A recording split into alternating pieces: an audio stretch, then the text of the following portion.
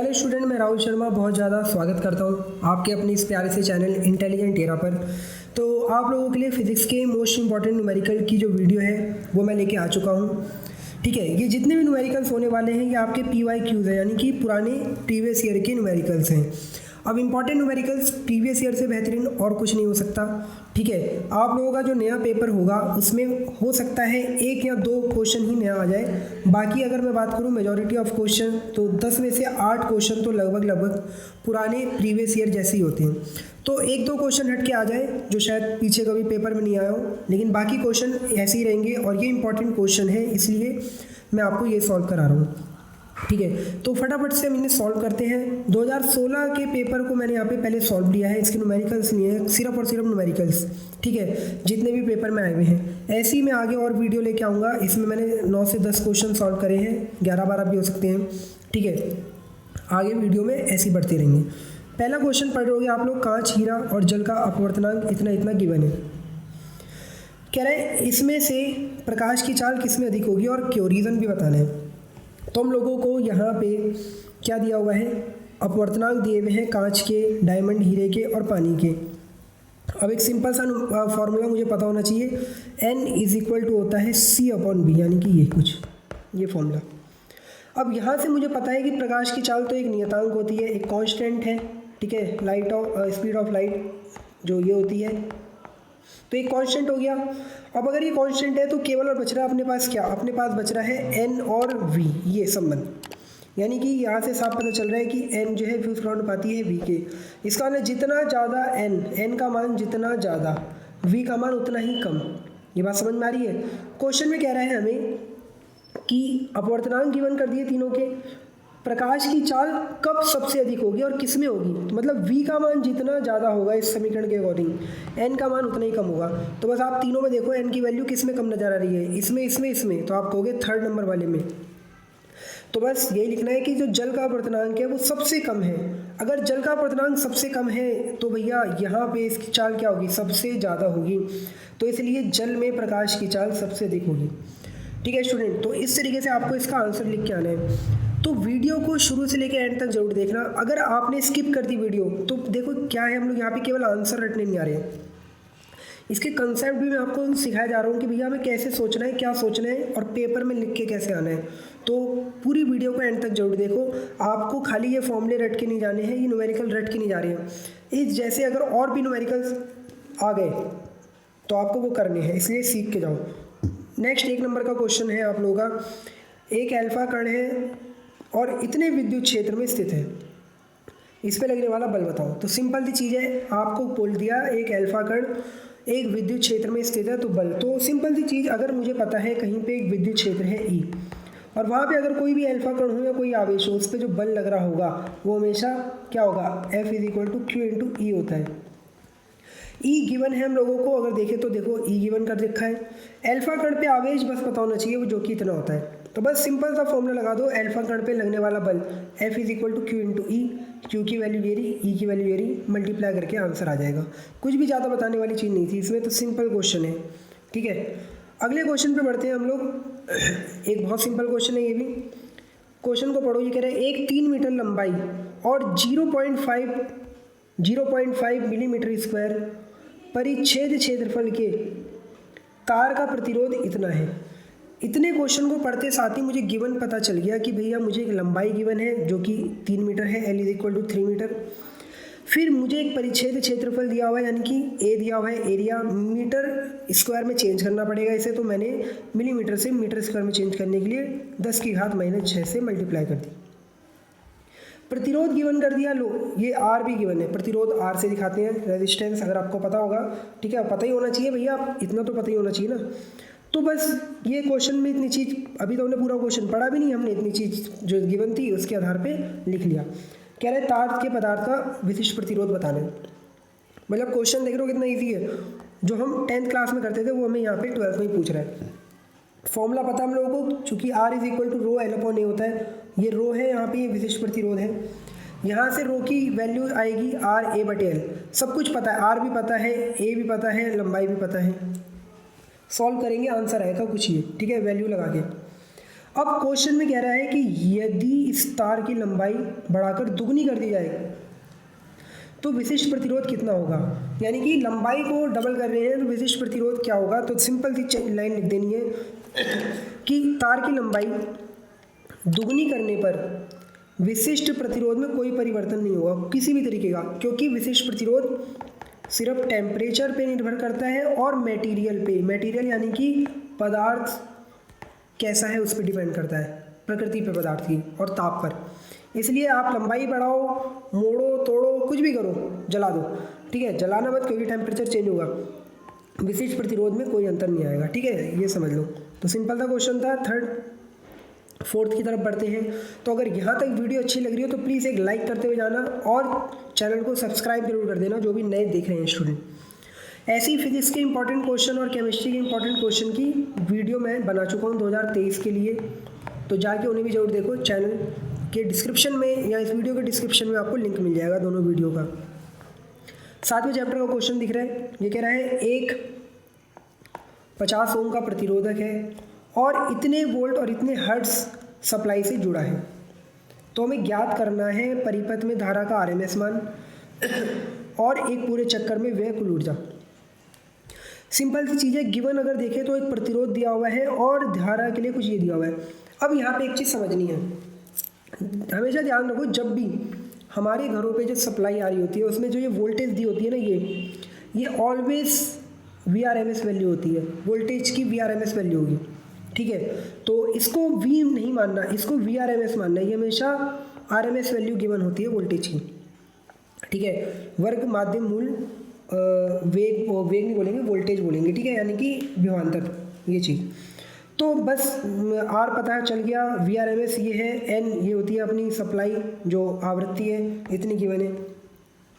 धारा का RMS मान पूछ रहा है, तो सिंपल सी चीज़ यार, मतलब क्या इसमें बताना है, I इज इक्वल टू होता है V/R, ठीक है। अब RMS बोल रहा है तो IRMS बोल दिया। अब अगर यहाँ पे IRMS है तो यहाँ पे VRMS भी होना चाहिए, जो कि पहले से ही गिवन है, 2 निकाल दिया 1 मिनट के अंदर। VRMS पता था, R पता था, वैल्यू लगा दी, आंसर आ गया। सेकंड में कह रहे हैं पूरे चक्कर में व्यय कुल ऊर्जा, यहाँ देखो सॉरी, ठीक है, थोड़ा गला खराब हो रहा है जिस कारण से खांसी आ रही है, तो उसके लिए माफ़ करना, ठीक है। पढ़ाई पे थोड़ा फोकस होना चाहिए आप लोगों का। तो शक्ति जो है हमारी, सिंपल सा फॉर्मूला होता है, देखो वैसे तो P = VI फॉर्मूला होता है, लेकिन बात हो रही है यहाँ पे इस पूरे क्रम की जिसमें हमें VRMS पता है, IRMS पता है, तो हमने वही शक्ति का फॉर्मूला लगाया AC के लिए, जो कि VRMS IRMS होगा। दोनों वैल्यू गिवन है, आसानी से कर देंगे। 2 नंबर का छोटा सा सवाल था, सॉल्व हो चुका है, कुछ भी नहीं है इसमें, ज़्यादा कुछ बताने लायक नहीं है, बस फॉर्मूले पता होने चाहिए सिंपल वाले। अब यहाँ चीज़ आ रही है कुछ अच्छी, ये कह रहे हैं R इतना है, L इतना है, श्रेणी संयोजन को एक प्रत्यावर्ती वोल्टेज इससे जोड़ा गया है। यानी कि आपको R गिवन कर दिया, आपको प्रेरकत्व की वैल्यू गिवन कर दी, L की वैल्यू, और इसको एक समीकरण बना के दिए, इतने वोल्टेज से जोड़ा है। 2 चीज़ें पूछ रहा है, प्रतिबाधा और शिखरमान धारा का। तो R गिवन है, पहले गिवन लिखने, हमेशा पहले गिवन लिखना है न्यूमेरिकल्स में, गिवन और क्या पूछ रहा है, ये दोनों चीज़ मैंने अपनी हर वीडियो में बता रखी है। पहले जो गिवन होता है उसको अपनी आंखों के सामने रख लो और जो पूछ रहा है पूरा फोकस उस पर लगा दो और देखो क्या बन सकता है मामला। यही करेंगे। R गिवन कर दिया, प्रेरकत्व यानी कि कुंडली L गिवन है, मिली हेनरी में इसे कन्वर्ट करेंगे हेनरी में तो -3 से गुणा होगी। समीकरण दे रखी है। जब भी इस टाइप से इस सवाल में आपको कोई ये समीकरण दे इस तरीके की, तो हमेशा इसकी इस वाली स्टैंडर्ड समीकरण से तुलना करो, ठीक है। तुलना करूंगा समीकरण 1 की, यहाँ पे E is equal to E sin ωt से, तो E0 की जगह क्या आ जाएगा, ये पूरा 200, और साइन ओमेगा यहाँ पे साइन 300, तो ओमेगा की जगह क्या दिख रहा है, 300 आ गया। इससे मुझे ओमेगा पता चल गया और E0, अभी क्या मतलब है इनका निकालने से क्या होगा वो भी देखते हैं। अब ये परिपथ अगर आप देखो तो इसमें केवल R और L की वैल्यू दी है, तो मैं कह सकता हूँ ये RL परिपथ होगा। तो RL परिपथ की जो प्रतिबाधा का फॉर्मूला होता है वो ये होता है ZRL = R² X²L। अब R की वैल्यू तो क्वेश्चन में गिवन दिख रही है, लेकिन XL तो दूर तक नहीं पता ना, कैसे फाइंड करेंगे, तो कोई दिक्कत नहीं है, हमें फॉर्मूले ज़्यादा से ज़्यादा याद होने चाहिए। XL = होता है ωL। अब ज़रा ध्यान से देखो, क्या ओमेगा पता है, हाँ, तुलना करके निकाल लिया हमने ओमेगा। क्या लंबाई प्रेरकत्व एल पता है, हाँ, तो बस आसानी से काम बन जाएगा। मैंने एक्सएल की जगह ओमेगा एन का फॉर्मूला खोल लिया और स्क्वायर ऊपर चल ही रहा है। फॉर्मूले मान सबके रखे, सॉल्व करने का अपना अपना सबका ढंग हो सकता है। मैंने इससे सॉल्व करा है, दोनों में से 100 कॉमन आ रहा था तो उसका √10 बाहर निकाल लिया। सॉल्व करने में कुछ ही आएगा आपका। तो पहले पॉइंट का आंसर ये आ गया, ठीक है। सेकंड में आपसे सिंपल कह रहा है वो धारा का शिखर मान। तो जैसे अभी आपसे पीछे वाले सवाल में IRMS पूछ रहा था तो हमने क्या लगाया था, VRMS अपॉन R, ठीक है, क्योंकि वहाँ केवल और केवल R था। तो अब यहाँ पे आपसे शिखर मान पूछ रहा है तो मैं I0 बोलूँगा, लेकिन अब यहाँ पे जो लगेगा वो E0 या V0 लगेगा, ये ध्यान रखना। और नीचे प्रतिबाधा लगेगी। प्रतिबाधा ये क्यों लग रही है, क्योंकि इस बार परिपथ आपका केवल R परिपथ नहीं है, RL परिपथ है। तो प्रतिरोध वहाँ पे जो है वो R ना होके ZRL हो जाता है, तो इसलिए हम लोग ये फॉर्मूला लगा रहे हैं। और I0 है तो इसलिए E0 रखा, ना कि ERMS, ठीक है। तो बस E0 का फॉर्मूला में 200 तुलना करके निकाल रखे हैं, ZRL निकाल ही रखा है, ये आंसर आ जाएगा आपका भाग करती। तो देख लो एक बार, ये क्वेश्चन भी अच्छा था। इस तरीके के क्वेश्चन चांस बनेंगे आने के, और आपको ये सीख के जाने हैं, इनके फॉर्मूले याद होने चाहिए। छठे क्वेश्चन पे पढ़ते हैं। ये कह रहे हैं नाभिक की त्रिज्याओं का अनुपात इतना है तो उनकी द्रव्यमान संख्याओं का अनुपात ज्ञात करना है। तो गिवन फिर वही लिखा, मैंने मान लिया एक पहले नाभिक की त्रिज्या R1 है, दूसरी की R2, तो उनका अनुपात 1/2 दिया हुआ है। अब एक सिंपल सा ये फॉर्मूला पता होना चाहिए, R = R0 a की पावर 1/3। यहाँ से अगर मैं इसके लिए 1 1 करूँगा तो ये 1 1 हो जाएगा, और 2 2 करूँगा तो ये 2 हो जाएगा। डिवाइड करूँगा R0 से R0 कट जाएगा, और ये एक जनरल फॉर्मूला आएगा जो आप याद भी कर सकते हो, ठीक है। कोई दिखाने की जरूरत नहीं है, डिवाइड करके सीधा फॉर्मूला है, समझ जा रहे हैं सब क्या हो रहा है। जब यहाँ से मैं इनका घन करूँगा, घन करने से यहाँ पावर 3 होगी इस पूरी की, तो इस 3 से 3 कट जाएगा, और इसकी पावर 3 ऐसी की ऐसी रहेगी, जो यहाँ पे लिख दिया मैंने।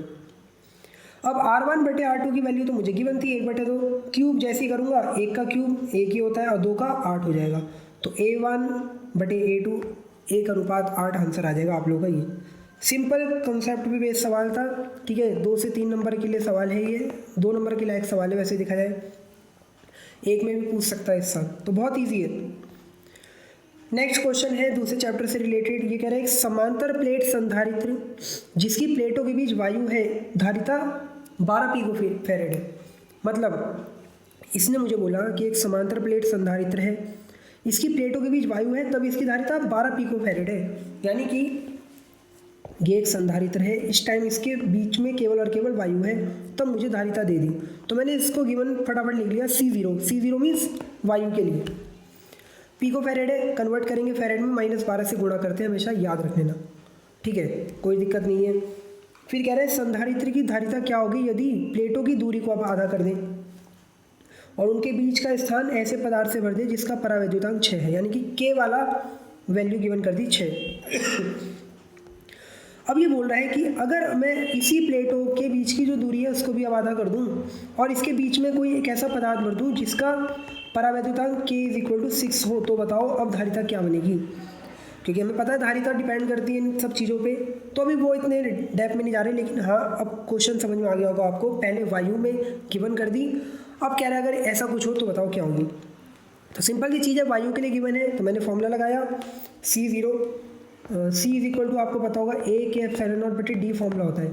अब वायु की बात कर रहे हैं तो ये K की वैल्यू 1 हो चुकी है सॉरी, इसलिए C0 A/ε0/d करा, समीकरण 1 बनाई। अब अकॉर्डिंग टू क्वेश्चन दूरी आधी कर रहे हैं, तो जो नई दूरी d' आएगी वो पहली वाली की आधी हो जाएगी। पहली वाली d मान के चल रहे हैं तो उसका आधा कर दिया, तो जो नई धारिता बनेगी A/ε0/d' होगी। इस बार K लिया क्योंकि हम लोग ने यहाँ पे एक परावैद्युत पदार्थ भर दिया है K = 6 वाला, इसलिए जो नई धारिता आएगी वो चेंज आएगी, तो K लिया यहाँ पे। d' की जगह d/2 करेंगे, सॉल्व करने के बाद ये 2 ऊपर पहुँच जाएगा, तो हमारा कुछ ही आएगा। समीकरण 1 से इसकी वैल्यू अगर आपको दिख रही है, समीकरण 1 में अगर दिख रही है, ध्यान से देखो, C0 है तो मैंने यहाँ पे समीकरण 1 से C0 लगा दिया। अब K की वैल्यू पता है, C0 की वैल्यू पता है, आसानी से मल्टीप्लाई करके फॉर्मूला निकाल लेंगे और मान निकाल लेंगे, इसका 144 पिकोफैरेड आएगा। तो सिंपल सवाल था, बहुत सिंपल है, 3 नंबर के लिए सवाल दिया हुआ था ये, और बहुत ही ईजी सवाल लग रहा है, मतलब 3 से 2 नंबर में अगर आएगा ना, ईजी है, कर लोगे। नेक्स्ट पे बढ़ते हैं हम लोग। ये भी अच्छा सवाल है 3 मार्क्स के लिए। चैप्टर नंबर 12 का सवाल है ये। हाइड्रोजन परमाणु के मूल स्तर की ऊर्जा इतनी इलेक्ट्रॉन वोल्ट है।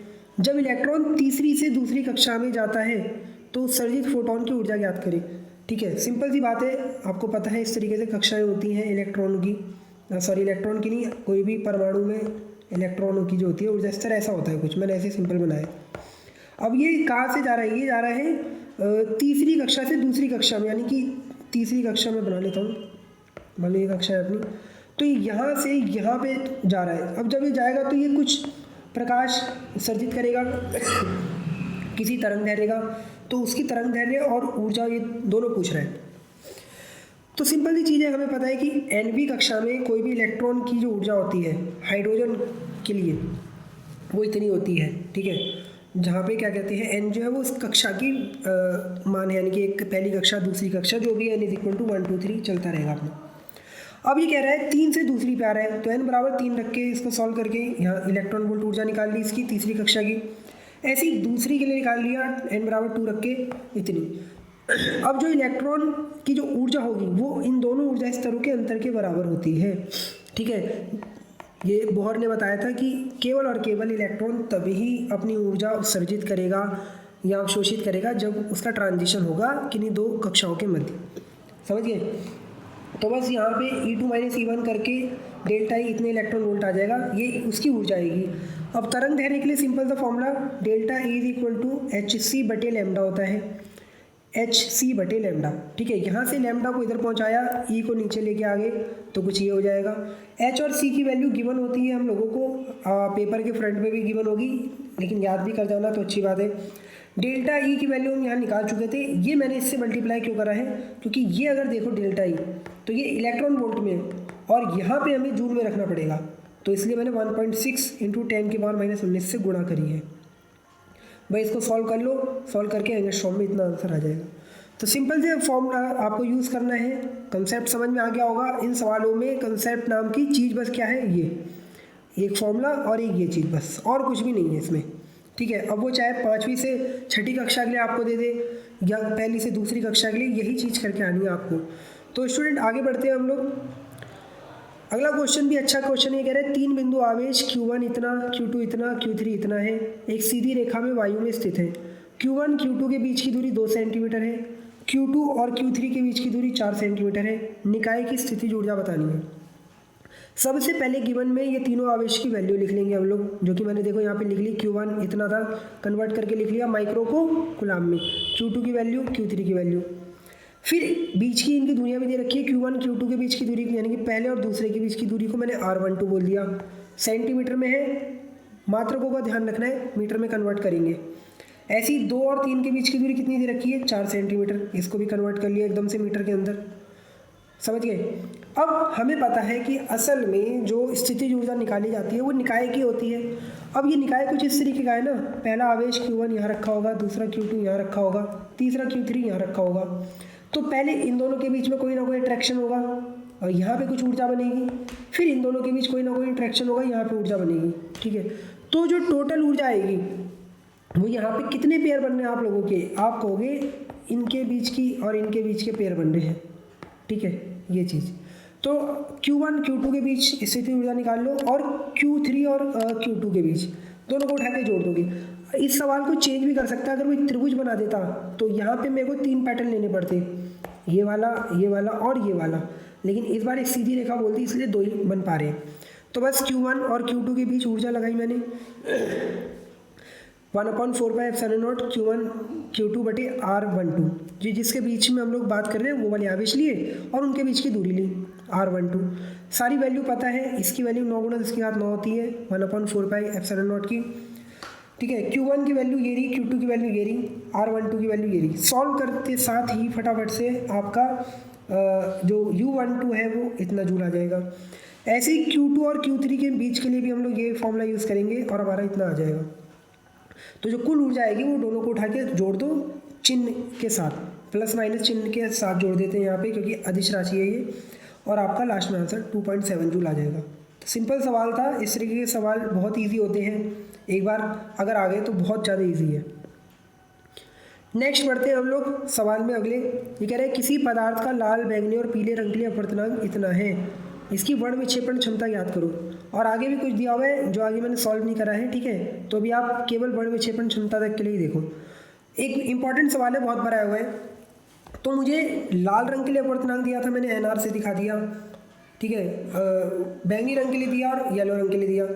वर्ण विक्षेपण क्षमता का हमें फॉर्मूला याद होना चाहिए, जो कि ये होता है NV - NR बटे NY - 1। सॉल्व करोगे आंसर ही आ जाएगा, कोई मात्रक नहीं होगा क्योंकि सेम चीज़ चल रही है सब। तो स्टूडेंट इसके बाद हम आगे बढ़ते हैं अपने नेक्स्ट सवाल के ऊपर, ठीक है। एक इम्पॉर्टेंट सवाल है, 5 नंबर में आया हुआ है। तो सवाल आपको दिख रहा होगा, क्या है सवाल देखते हैं फटाफट से। लास्ट सवाल है ये यहाँ का। कह रहे 2 लंबे सीधे तार PQ और RS एक दूसरे के समांतर निर्वात में 20 सेंटीमीटर की दूरी पर रखे हैं। इनमें क्रमशः 4 एम्पियर और 14 एम्पियर की धारा एक ही दिशा में बह रही है। देखो डायग्राम में दिखा भी रखा है कि 2 तार हैं PQ और ये RS 20 सेंटीमीटर की दूरी पे हैं। एक में 4 एम्पियर की धारा और एक में 14 एम्पियर की धारा सेम डायरेक्शन में बह रही है।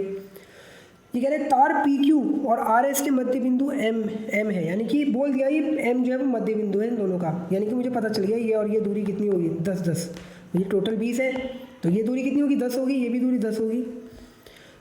कह रहे कुछ पॉइंट दिए वो याद करने हैं। पहले तार PQ के कारण M बिंदु पर चुंबकीय क्षेत्र और दिशा, ठीक है। आपको M बिंदु पर चुंबकीय क्षेत्र और दिशा बतानी है, किसके कारण, PQ के कारण। तो सिंपल सी है, हमारे पास डायग्राम पे चलते हैं हम लोग।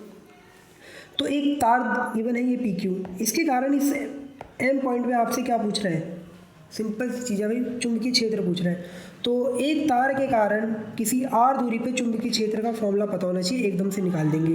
फॉर्मूला क्या होता है, गिवन लिख लिया होगा पहले आप लोगों ने। I1 I2 दिया हुआ है, R1 R2 सेंटीमीटर को कन्वर्ट करा किस में, मीटर में। R1 R2 समझ गए होगे, तार PQ से लेके यहाँ तक की दूरी R1 और तार RS से लेके यहाँ तक की दूरी R2, जो कि 10-10 होगी क्योंकि मध्य बिंदु है। PQ के कारण बिंदु M पे चुंबकीय क्षेत्र, तार के कारण चुंबकीय क्षेत्र का फॉर्मूला होता है μ0I/2πr। तो हम बात कर रहे हैं PQ की, तो उसके लिए धारा I1 है, दूरी R1 है। वैल्यू पुट करोगे आंसर ही आएगा। और दाएं हाथ के नियम से हम चुंबकीय क्षेत्र क्रॉस दिखा देंगे, यानी कि नीचे की तरफ। क्या होता है दाएं हाथ का चुंबकीय क्षेत्र, बताया होगा आप लोगों को, ठीक है। अपने अंगूठे को आपको कहाँ रखना है, धारा की दिशा में रखना है। यानी कि मैंने देखो अपने अंगूठे को धारा की दिशा में लगा दिया होगा, ठीक है। समझो इसे थोड़ा। अब अपनी फिंगर को, यानी कि अंगूठे को तो देखो मैंने इधर लगा दिया। अब जो मेरी फिंगर है उसको मैंने उस पॉइंट की तरफ कर लिया जहाँ पे पॉइंट था। देखो P पॉइंट, M पॉइंट इधर की तरफ था, तो मेरी फिंगर इधर। अब जो मेरी हथेली होगी वो कहाँ की तरफ होगी, वो नीचे की तरफ होगी। डायग्राम में देखो हथेली नीचे की तरफ ही तो होगी। आप हथेली से धक्का नीचे की तरफ मारोगे तो बस नीचे की तरफ चुंबकीय क्षेत्र है हमारा, इसलिए यहाँ पे क्रॉस दिखाया। समझ गए, ठीक है। दाएं हाथ की हथेली के नियम से हमने यूज़ कर लिया।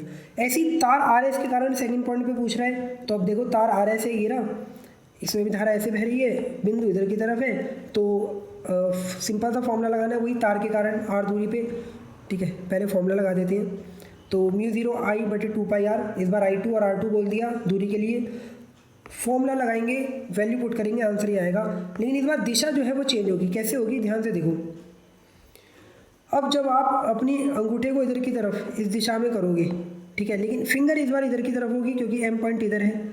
तो जब आप धक्का दोगे तो आप देखना आपका दाएं हाथ की जो हथेली है वो ऊपर की तरफ आ रही होगी, ठीक है, ऊपर की तरफ आ रही होगी, जिसलिए यहाँ पे मैंने डॉट का यूज़ करा है। समझ गए। तो इसका मतलब यहाँ पे चुंबकीय क्षेत्र ऊपर की तरफ है। थर्ड पॉइंट पे कह रहा है M पर परिणामी बिंदु, परिणामी चुंबकीय क्षेत्र। तो परिणामी चुंबकीय क्षेत्र के लिए आपको B1 B2 की वैल्यू पता है। चुंबकीय क्षेत्र एक सदिश राशि है, दोनों की डायरेक्शन अपोजिट आ रही है, एक की आ रही है नीचे और एक की आ रही है ऊपर। तो इसका मतलब दोनों माइनस होंगे। तो बड़े वाले में से छोटा वाला घटा दो, वैल्यू पुट करोगे, ये आंसर आएगा। और दिशा किसकी रखोगे परिणामी वाले में, जिसकी ज़्यादा हो, यानी कि जो ज़्यादा वाला हो, यानी कि B2 वाले की। तो ये थी, मैंने ये दिखा दी। ऐसे ही कह रहा है PQ के कारण RS पर बल। तो 2 समांतर तार हैं, उनके बल पूछ रहा है। ये वाला फॉर्मूला लगा दो, μ0I1I2/L/2πr। अब यहाँ पे जो लंबाई है वो एकांक लंबाई की बात कर रहा है वो इस क्वेश्चन में, इसलिए लंबाई L=1 ले लेंगे हम लोग, ठीक है। गिवन नहीं है जबकि, लेकिन एकांक लंबाई बोल दिया, इसका मतलब L=1 आ जाएगा। और R जो है वो बच्चे गलती से फिर 10 लगा के आ जाते हैं। इस बार 10 नहीं लगाना। देखो दोनों तारों के बीच की दूरी कितनी है, 20 है ना, तो इसलिए 20 यहाँ पे लगाएंगे और मीटर में कन्वर्ट करके तो बल ये आ जाएगा। ऐसे ही आपसे कह रहे हैं आर एस द्वारा पी क्यू पे लगने वाला बल, तो भाई ये भी सेम ही होगा इसकी तरह। तो ये आप लोगों के 5 पॉइंटों के आंसर हो गए हैं। तो आज की वीडियो में ये 11 मोस्ट इंपॉर्टेंट क्वेश्चन थे, इनको किस तरीके से करना है मैंने आपको बिल्कुल आंसर प्रॉपर लिख के बताया है, सॉल्व करके बताया है। अगर आप लोगों को वीडियो अच्छी लगे तो लाइक करना, और ऐसी अगर दूसरी वीडियो चाहते हो इसकी तो कमेंट जरूर कर देना, मैं इसके ऊपर जल्दी से जल्दी दूसरी वीडियो बना दूंगा। ठीक है स्टूडेंट। और हाँ, अगर कोई भी डाउट हो तो ज़रूर इस चैनल पे इस वीडियो पे आप मुझे कमेंट कर सकते हैं। ठीक है, और इसी तरीके से हमारे चैनल को प्यार देते रहें, चैनल को सब्सक्राइब करें और वीडियो को लाइक करें। Thank you for watching this.